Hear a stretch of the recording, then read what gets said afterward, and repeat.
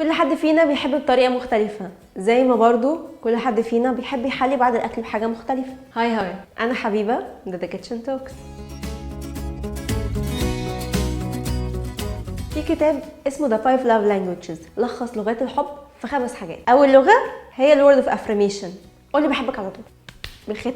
عايزين كل شويه تقال لنا كلمات حلوه، انا بحبك، انا فخور بيكي، انت شخص طيوب، كان شكلك حلو النهارده. كل الكلمات اللي بتاكد حب التاني ليك قولها، ما تستخسرش فيه حاجه. واي كلمات سخيفه زي النقد مثلا بتخليه يتقفل منك، ودي شبه الايس كريم قوي الصراحه، لو ما حطيتهوش في الفريزر وفضلت مأكد على انه يفضل متلج هيسيح ويبوظ منك. تاني حاجه هي الاكت اوف سيرفيس، ودي بقى خدمات كتير، يعني عايزه ترتبط بحد ما يقلش في الجدعنه عن احمد السقا. ده مثلا يعدي عليك قبل المحاضره اجيب لكم سندوتشات تفطروا سوا، خليكي انا اللي هروح اجيب لك الملازم. جدعنه بالعبيط، هتحبك موت لو عملت كده. واللغه دي بشوفها شبه البسبوسه قوي، نفس الجدعنه كده، اللي هو اي مناسبه بتلحقنا البسبوسه ومفيش حد ما بيحبهاش. تالت لغه بقى الفيزيكال تاتش، ودي بشوفها بقى مولتن كيك قوي في نفسها، تدب فيها المعلقه تنزل الشوكولاته من كل حته، تحس ان هي بتحضنك وتطبطب عليك. رابع لغه بقى وهي receiving gift، صباح الخير جبتلك هديه، مساء الخير جبتلك برضه هديه. والشخص اللي لغه الحب عنده هي receiving gift ما بيفرقش معاه قيمه الهديه قد ما بيفرق معاه هل انت فاكر تفاصيله،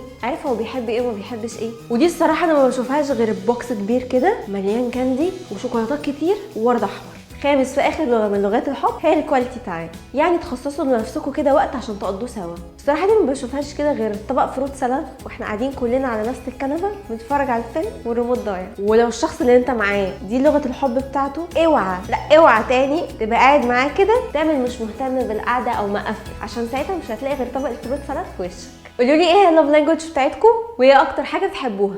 انا عن نفسي ما بحبش اكتر من The Kitchen Talks.